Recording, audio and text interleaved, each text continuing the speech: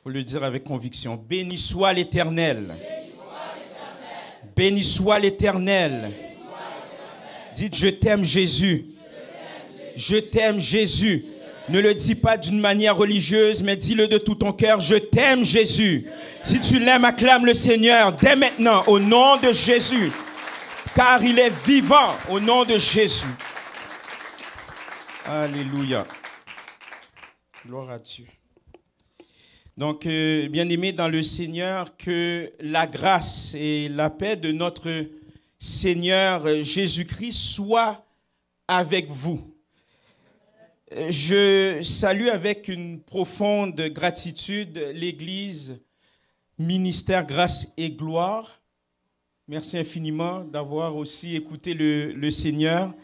C'est, ma foi, une communauté pleine de vie et une communauté qui aime la vraie religion, à savoir l'évangile de Jésus-Christ. Amen.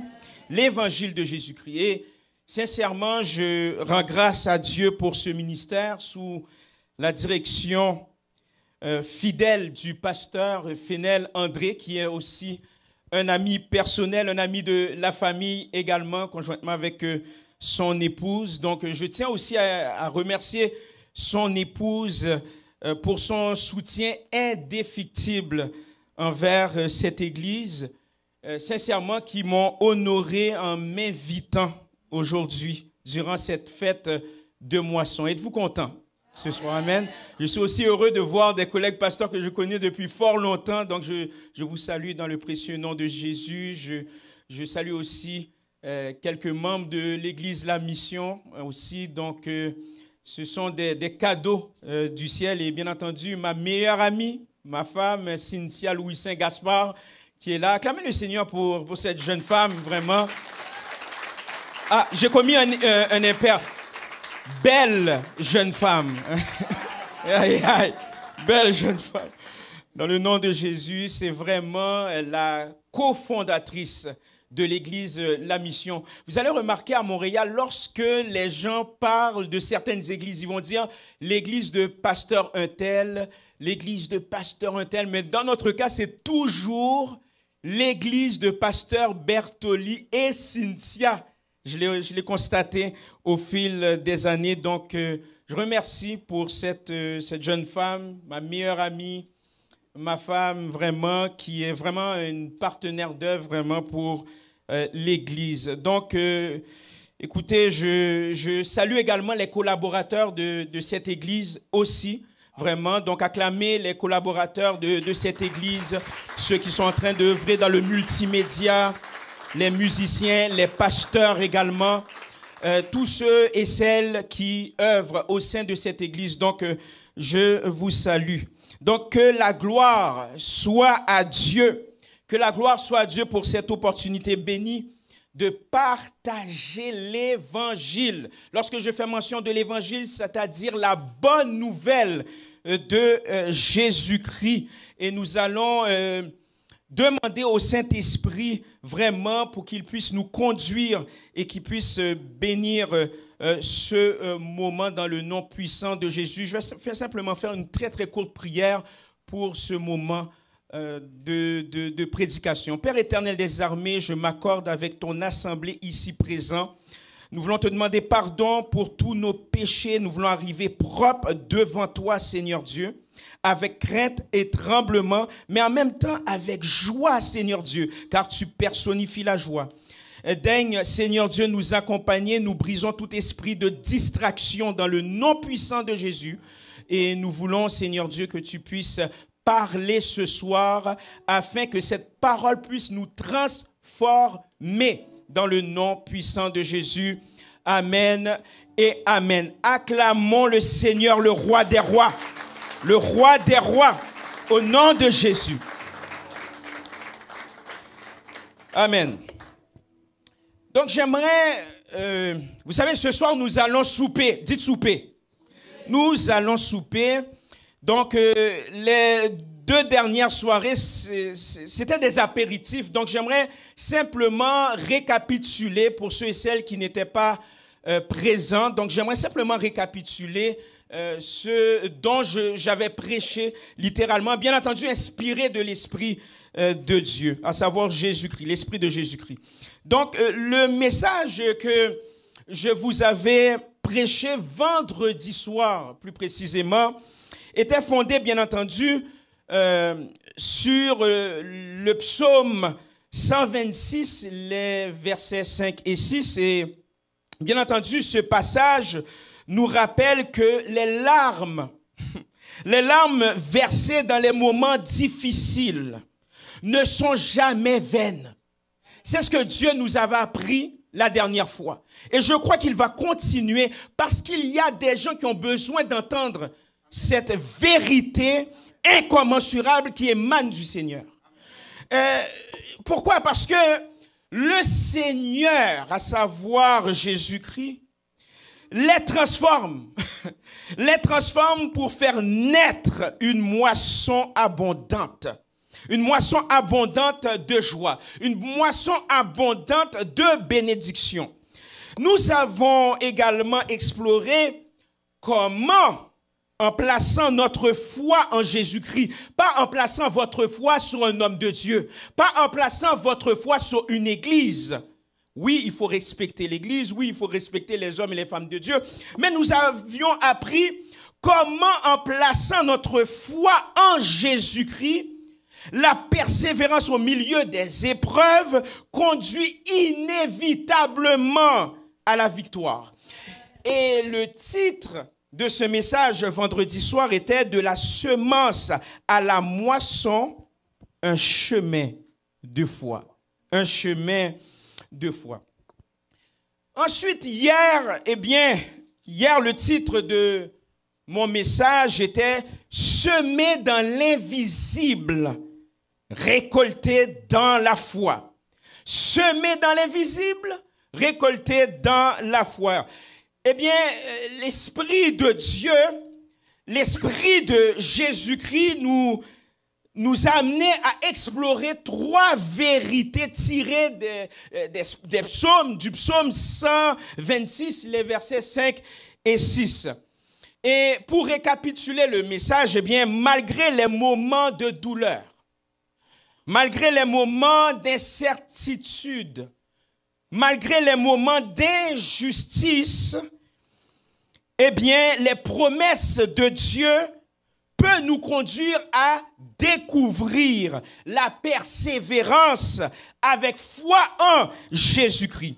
Sachant, mes chers amis, que toute souffrance, ce n'est pas populaire de le dire, mais il faut prêcher l'évangile, n'est-ce pas? Donc que toute souffrance peut être transformée en victoire par sa grâce divine. Ah. Ce soir, nous allons encore plonger toujours dans cette thématique de la semence à la moisson, une responsabilité partagée. Mais permettez-moi de vous poser une question. Frères et sœurs, combien d'entre vous aviez semé des semences de prière, des semences d'effort, des semences d'amour, des semences de justice, des semences d'entraide, sans avoir vu ou expérimenté les résultats immédiats? Je suis là-dedans. Nous avons pourtant, et je m'inclus là-dedans aussi, je me pose cette question, nous avons pourtant investi temps, nous avons pourtant investi énergie, nous avons pourtant investi des larmes, et pourtant la moisson semble encore loin. On regarde les autres et pourtant on dit, mais ils sont en train de récolter. Mais lorsqu'il s'agit de nous-mêmes, eh bien, on ne récolte pas encore. Et on se pose ces questions. Alors, que faire lorsque la patience s'épuise? Parce qu'il n'en demeure pas moins que nous sommes faits de nature humaine aussi. Nous sommes des êtres humains à part entière. Nous avons aussi des faiblesses. J'ai également des faiblesses. Donc, que faire lorsque la patience s'épuise et que la foi vacille. La foi vacille. Eh bien, mes chers amis, aujourd'hui, Dieu nous invite à ne pas abandonner. Oh. Dieu nous invite à ne pas abandonner. La semence que vous avez plantée, je le dis au nom de Jésus. Au nom de Jésus. La semence que vous avez plantée, bien qu'invisible, mes chers amis, pour l'instant, pour l'instant, porte en elle la promesse d'une récolte abondante. Si tu le crois, dis béni soit l'Éternel. Béni soit l'Éternel. Ainsi, ne laissez pas l'absence de résultats. Je le répète, ne laissez pas l'absence de résultats vous détourner de la promesse divine. Amen. Amen. Alléluia. Et il est essentiel de comprendre que notre responsabilité, voilà pourquoi j'ai vraiment aimé le mot responsabilité. Voilà pourquoi il est essentiel de comprendre que notre responsabilité est de semer. Notre responsabilité est de semer et non moissonner immédiatement. Ah, ce n'est pas populaire de le dire, mais je vais le dire. Au nom de Jésus, c'est la parole de Dieu. Maintenant, le temps de la récolte ne vous appartient pas. Non, non, non. Le temps de la récolte appartient à Dieu, appartient au Seigneur Jésus-Christ, appartient au Père des cieux, à savoir le Dieu créateur. Mais la semence que nous déposons aujourd'hui, pas demain, aujourd'hui, tu ne sais même pas si tu vas mourir ce soir. Je ne le souhaite pas. Je ne le souhaite pas. Mon père, mon frère est ici. Mon père, il avait 79 ans. C'était un homme qui était en pleine forme. En pleine forme. Et pourtant, il a trépassé sur la table d'opération. Mais gloire soit à Dieu qu'il a pris sa vie spirituelle au sérieux vers la fin de sa vie.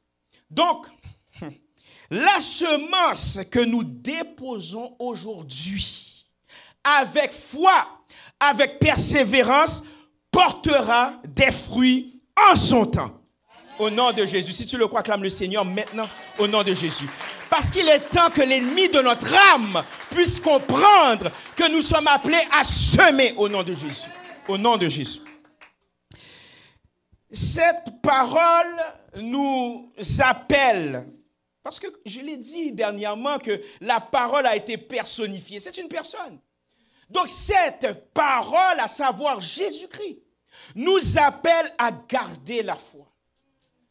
Je n'en dis ce qu'on ne vient pas, c'est très difficile, c'est ardu. Être chrétien de nos jours, c'est difficile. C'est difficile. Mais le Seigneur nous appelle à garder la foi dans le processus. Dans le processus. Ne nous décourageons pas lorsque les résultats semblent tarder, mais continuons à semer. Peuple de Dieu, continuons à semer, car Dieu est fidèle. Amen. Amen. Dieu est fidèle, parce qu'il a promis, c'est sa promesse, il a promis une moisson pleine de joie pour ceux qui sèment avec larmes, avec larmes. Donc j'aimerais relire le psaume 126, les versets 5 à 6. Si la santé vous le permet, levez-vous pour la lecture de la parole de Dieu. On doit lire avec révérence. Donc je vais faire la lecture pour vous. Donc par respect pour Dieu, nous allons nous lever si la santé vous le permet. Autrefois, j'ai travaillé pour la commission des transports. Et il y avait un juge administratif et à chaque fois qu'il rentrait dans la salle, les gens se levaient. Donc nous allons nous lever devant la personne qui est plus grand qu'un juge administratif. Le seul vrai juge, à savoir le Dieu créateur Yahweh, au nom de Jésus. Donc je lis pour vous. Ceux qui sèment avec larmes moissonneront avec chant d'allégresse. Celui qui marche en pleurant quand il porte la la semence, revient avec allégresse quand il porte ses gerbes. Parole du Seigneur, vous pouvez vous asseoir. Je souhaiterais identifier ce texte par le titre suivant. Ne pas abandonner. Ne pas abandonner. La moisson divine est en route. Juste de amen. Lorsque tu dis ainsi soit-il, ça va se faire. Hein? Ne rate pas l'occasion. Ne rate pas le trait. Au nom de Jésus. Je vais le répéter pour les besoins de la cause. Ne pas abandonner. La moisson divine est en route.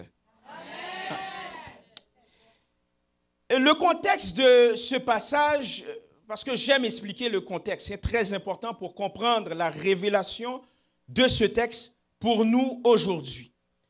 Le contexte de ce passage, mes chers amis, est profondément ancré dans la restauration et dans l'espérance. Parce que le peuple de Dieu, à cette époque, le peuple d'Israël, revint de l'exil de Babylone. Après des années de captivité, après des années d'injustice, après des années difficiles, eh bien, après toutes ces années-là, ils retrouvent leur terre promise. Mais cette terre n'est plus la même. N'est plus la même. Cette terre est en ruine, désertique, appauvrie. Et le défi est énorme pour ce peuple, car ils doivent reconstruire à partir de rien. À partir de rien, ils doivent reconstruire. Ainsi, ils sèment avec larmes. Ils sèment avec larmes, bien que modeste, est un acte prophétique et de confiance en la fidélité divine, en la fidélité de Dieu. Semer dans ces conditions est un acte de foi ultime, est un acte de foi immense, car il n'y a aucune garantie visible que la terre produira une moisson. Cependant, pour ce peuple, leur espérance, écoutez ça très bien, leur espérance ne repose pas sur les circonstances, mais sur la promesse de Dieu. Je le répète, leur espérance ne repose pas sur qu'est-ce qu'ils sont en train de voir, qu'est-ce qu'ils sont en train d'expérimenter, sur les circonstances environnantes, mais sur la promesse de Dieu. Leur semence, eh bien que modeste, comme je l'ai dit, c'est un acte d'action, un acte prophétique. Donc, dans nos vies respectives, il y a des moments où nous semons sans voir les résultats immédiats. On sème dans le ministère, on sème dans le travail, on sème sur le plan relationnel, on sème, mais on ne voit pas les résultats immédiats. Et puis, nous vivons dans des saisons d'attente. On attend encore. Quand est-ce que je vais encore me marier? Je ne comprends pas. Quand est-ce que je vais avoir ma promotion? Je ne comprends pas. Quand est-ce que je vais avoir ma propriété? Je ne comprends pas. Quand est-ce que mon église va porter du fruit? Je ne comprends pas. Je ne comprends pas. Mais parfois, ces épreuves sont extrêmement difficiles et peuvent nous décourager. Mais ce que j'aime avec la parole de Dieu, dites parole de Dieu. Le psaume 126 nous rappelle que la moisson viendra. Amen. La moisson va venir, peu importe les circonstances, peu importe si c'est difficile, la moisson va venir. Amen. La moisson va venir. Elle viendra. Et vous savez quoi? Elle sera abondante. Amen. Elle sera abondante parce qu'on ne sert pas un Dieu qui est chiche. Amen. Il est l'abondance. Elle sera abondante. Donc, c'est dans cet esprit de foi, c'est dans cet esprit de persévérance que Dieu nous appelle à continuer, à continuer de semer, même lorsque les circonstances semblent défavorables, car la moisson appartient à Dieu. C'est Dieu qui l'a dit. La moisson appartient à Dieu et elle viendra certainement. Certainement. Toutefois, je dois vous dire la vérité. Nous vivons dans une époque, et je l'avais effleuré, je crois, vendredi soir. Nous vivons dans une culture, nous vivons à une époque où tout doit être instantané. Tout doit être instantané. Ainsi, on est baigné dans cette culture et l'attente devient difficile. L'attente est difficile. Nous perdons si bien de vue la valeur du processus. On n'aime pas ça, le processus. Moi, le premier, je n'aime pas le processus. On n'aime pas ça. C'est notre nature humaine. Donc, étant donné qu'on vit dans ces circonstances, dans cette culture où tu dois avoir tout de suite, n'est-ce pas? Moi, j'appelle ça l'évangile McDo. Bon, même McDonald's devient là. Bref, c'est plus d'ordre d'actualité. Mais bref, vous comprenez l'idée. Hein, on vit dans un temps où tout doit être instantané, donc l'attente devient très, très difficile. Ça nous irrite. Et voici 3 défis auxquels nous sommes confrontés aujourd'hui. Notamment, nous avons la pression, et on le voit dans le milieu du travail, on le voit également dans le milieu ministériel, on le voit aussi sur le plan relationnel, sur le plan familial. Il y a la pression du résultat immédiat. Le résultat immédiat. Pourquoi? Parce que nous voulons voir les résultats tout de suite. Tout de suite. Et nous oublions que la moisson prend du temps. Est-ce que vous avez déjà vu quelqu'un semer et puis pouf, ça sort automatiquement? Non. Il y a un processus. Ça prend du temps. Ça prend du temps. Donc, il y a la pression du résultat immédiat. Il faut que je la fasse tout de suite. Il y a aussi le découragement dans l'attente. Je sais de quoi je parle. Ma femme et moi, on sait de quoi on parle. Hein? Il y a le découragement dans l'attente. Parce que lorsque rien ne semble changer, il est facile de baisser les bras. Il est facile d'abandonner. Il est facile d'abandonner notre appel. À quoi bon? Il est facile d'abandonner notre église. Ça n'avance pas. Il est facile d'abandonner notre travail. On n'a pas encore eu notre promotion. Il est facile d'abandonner aussi sur le plan relationnel. J'ai encore 35 ans, 40 ans. Comment se fait-il? Je ne suis pas encore marié. Bon, eh bien, j'abandonne. Non. Le découragement dans l'attente. Et bien entendu, je l'ai dit, il y a la tentation d'abandonner. C'est dire que face à, comment dirais-je, l'absence de fruits, nous pouvons être tentés. Vous savez que Dieu ne tente personne, hein? C'est l'ennemi de notre âme qui nous tente. Parce que l'ennemi de notre âme, lorsqu'il nous regarde, il nous voit comme des êtres dangereux. Bien entendu, si vous avez Jésus-Christ comme centre de votre vie, n'est-ce pas? Donc, nous pouvons être tentés de penser que nos efforts sont en vain. Ça ne sert absolument à rien. Mais j'aimerais vous dire ceci. Jésus, dites Jésus.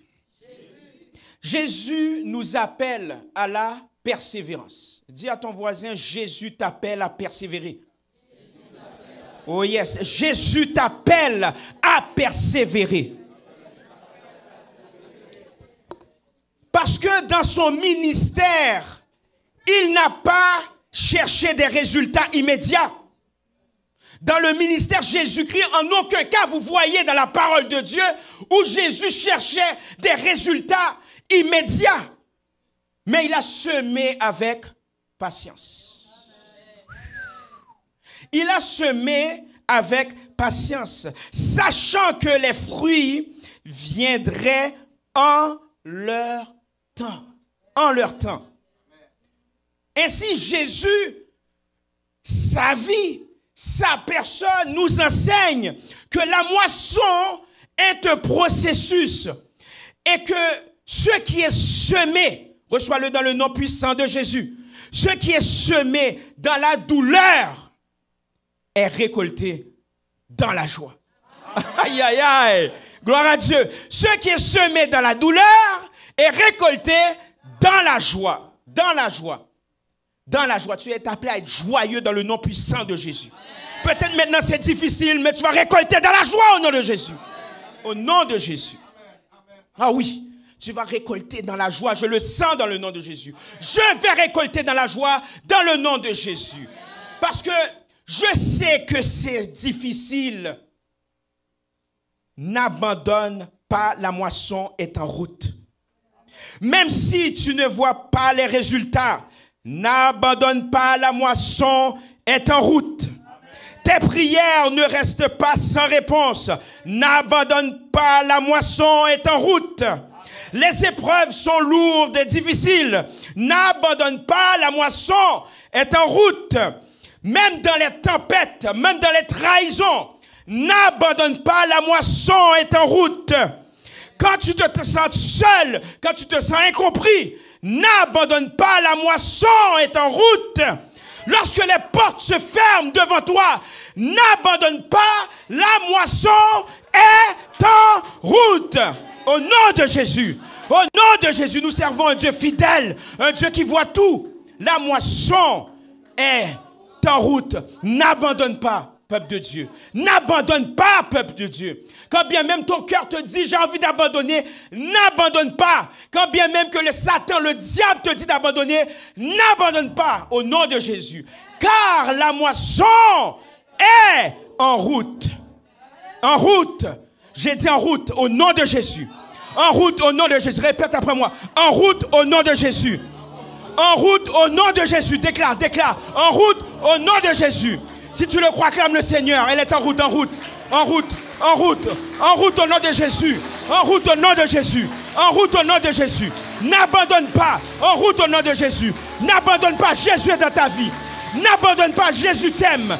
N'abandonne pas. Jésus voit ta situation. La moisson est en route au nom de Jésus.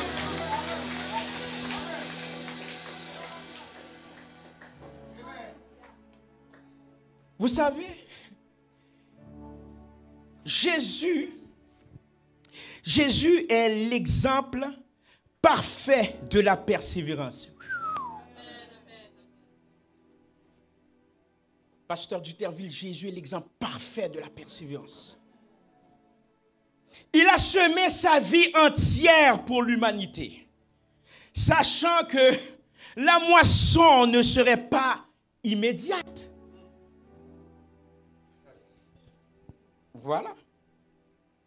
Il a enseigné, il a guéri, il a pardonné, il a semé la parole. Même lorsque ses adeptes, à savoir ses étudiants, ses disciples, ne comprenaient pas pleinement. Ne comprenaient, certaines fois on rit des disciples, hein, on dit oh, regarde, ils sont des idiots, ils ne comprennent pas. Mais certaines fois on ne comprend pas nous aussi. On ne comprend pas. Mais il a semé quand même, Jésus. Il est l'exemple de la persévérance. La croix elle-même, dites la croix. La croix elle-même est une semence. Ah, tu as raté l'occasion de dire amen. La croix elle-même est une semence. Semée avec larmes, semée dans la souffrance, semée dans les coups de fouet, semée dans les clous. Mais après 3 jours, aïe, aïe, aïe, je dis après 3 jours, la moisson de la résurrection est venue au nom de Jésus. Aïe, aïe, aïe, au nom de Jésus.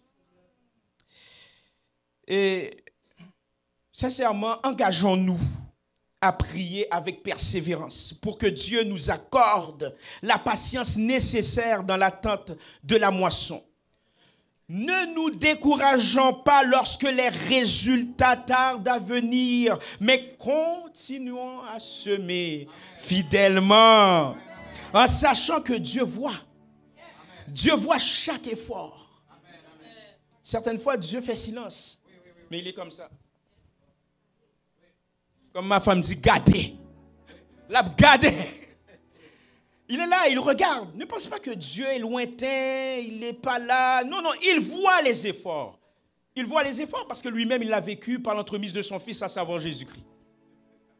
Investissons dans nos familles, dans nos ministères, dans nos communautés, avec certitude que la moisson viendra. Elle va venir. Ton emploi va venir. Ton ministère va venir. Ta santé va revenir. Au nom de Jésus. Aïe, aïe, aïe. Au nom de Jésus. Au nom de Jésus. Et rappelons-nous que chaque semence, mes chers amis, chaque semence, aussi petite soit-elle, a une valeur éternelle dans le plan de Dieu. C'est dans le plan de Dieu. Et en conclusion, je vous dirais que le Seigneur nous appelle à semer. Le Seigneur nous appelle à semer avec foi, même dans la douleur, même dans l'incertitude, car la moisson est certaine en Jésus-Christ. Tout comme Jésus qui a persévéré durant son ministère, il a persévéré jusqu'à la croix, sachant que la moisson de la résurrection, il est revenu à la vie, viendrait. Il savait. Ce n'est pas un accident, comme certains philosophes le disent, ou quoi que ce soit. Non, c'est planifié. Okay? C'est planifié. Eh bien, de la même manière, nous sommes appelés à continuer. Je le dis de tout mon cœur, sincèrement. Nous sommes appelés à continuer de semer avec assurance. Avec assurance. Car en Jésus-Christ, la moisson est garantie.